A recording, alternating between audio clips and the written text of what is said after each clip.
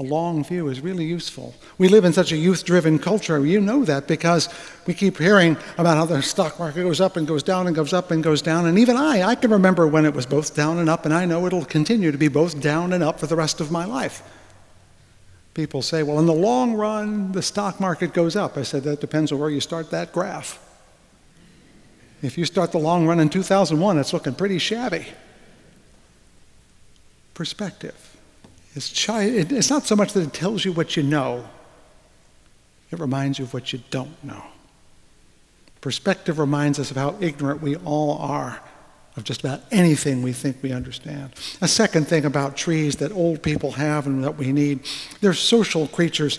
Yeah, you do see the occasional tree out there alone, but mostly they live in forests, don't they? Largely because their seeds drop on the ground. They can't really go too very far by themselves. The reality is that forests are social entities. They may not be talking to each other, but they're connected. Their roots intertwine, especially redwood forests. They grow in clumps because they have fairly shallow roots, you see, and so they depend upon each other to stand up. In our individualistic, youth-driven society, we think we can go it alone. I'm a rugged individualist. I can make all my decisions. I am the captain of my soul. No one can tell me what to do. But when you get to be older, the social connections becoming larger than the personal things. When you get to be a tree, the brevity of individual life becomes self-evident, and the longevity of social life becomes ever more obvious. We live our lives in the midst of others, and that life is only meaningful as it is connected to other lives. When individual life grows short, you might think I'm running out of life, but no.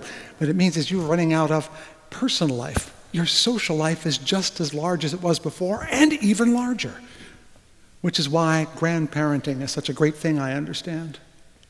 It's not just that you see them outliving you. You get to see the vast network of whom you are. And of course, the best part about being a grandparent is it puts you in cahoots with grandchildren. Am I right? Why is that? Well, there are two explanations. The cheeky explanation is that grandparents and grandchildren get along because they have a common enemy.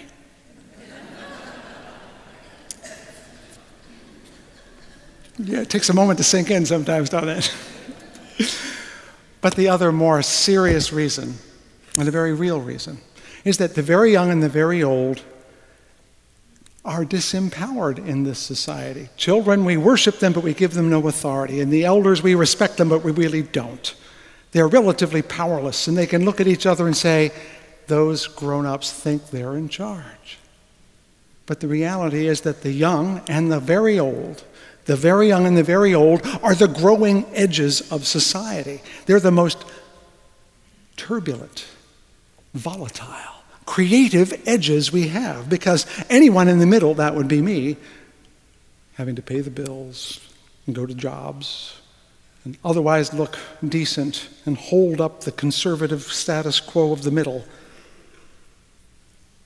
We can't afford to be as creative as the young and the old. That's important because, you see, that's the last and important thing that trees have. They are, in fact, rooted. There's as much below the ground as above the ground, we hear, right? They have a stake in the world that is larger than themselves. The old are the loraxes of reality. They speak for the voiceless, be it a grandchild or history with the trees or tradition. And this is something I want to encourage you, you who are well north of me in age. I want you to be loraxes, to speak for the trees and the grass. I want you to speak for history and tradition, for children in the future, because you can afford it spiritually. Your investment is no longer in how long my life will be, but how long life itself will be. Bertrand Russell, a great man of the 20th century, thinking about mortality, said, "In an old man who has known joys and sorrows and has achieved whatever work it was in him to do, the fear of death is somewhat abject or ignoble. The best way to overcome it, so it seems at least to me, is to make your interests gradually wider and more impersonal until bit by bit the walls of the ego recede and your life becomes increasingly merged in the universal life.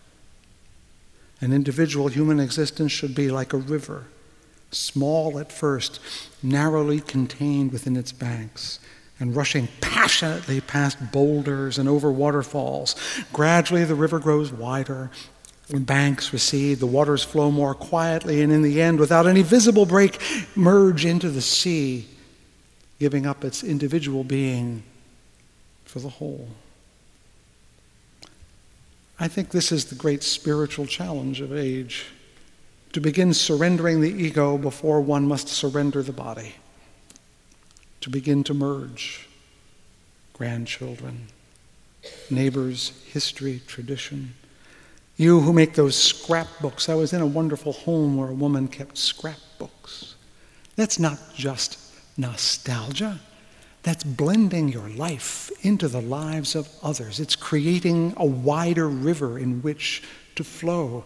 It is collecting all the stuff that has come down river with you and taking it with you so it can irrigate and fertilize the banks along the way.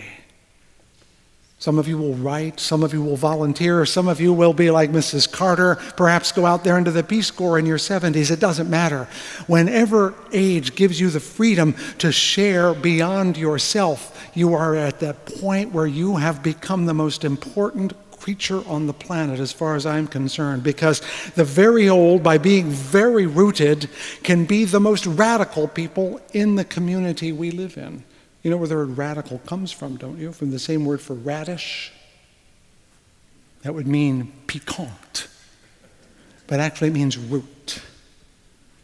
The more rooted you are, the more radical you can be. And those with the deepest roots can be the most radical, which means they can find the meanings of reality and cling to them even with all the stuff rolling around. Yes, the Lorax is what you need to be, because old age can be the most radical age in our lives. Prophetic. It can be the prophetic moment. So the older you get, the less you buy, the less you need, and the more you live. In the Hindu world, it's called being a forest dweller, because you're supposed to be one with the forest as you become old. Which is why I say that you, my elder comrades, are the most radical members of society. And I want you to make us want to be like you when we get old. I want you to make me want to be more like you, to be more like a Nelson Mandela who leaves prison at the age of 70, or Henri Matisse who turned to decoupage when his hands wouldn't work, or a Claude Monet who strapped the brushes to his wrist because his Parkinsonism no longer allowed him to paint with his fingers, or a Maya Angelou who was a great poet until we finally recognized her north of 60, or Jimmy Carter who at the age of 85 wants to live 2 more years so he can eradicate the guinea worm in Africa, or Doc Cheatham who played the trumpet until he was 90 years old and still brought in crowds. I want to be old like that. I want you to be old like that. I want you to be radically old. I want you to be daringly old. I want you to be old in a way that goes so deep into the woods, so deep into the ground, that whenever you speak, the world listens, that whenever you tremble, people are alert. I want you to be so old and so good at being old and so absorbed in being old that you literally change the world, so that when, yes, you fall in the forest, from your roots like the redwoods, new shoots of life will come up. You can dream dreams your whole life, and the best dreams you have available, the very best dreams for everyone, are the ones you have when you have become a tree, standing in the forest, tall and true. Be old like that, and make me be like that. Lead me. Lead me. Amen and amen.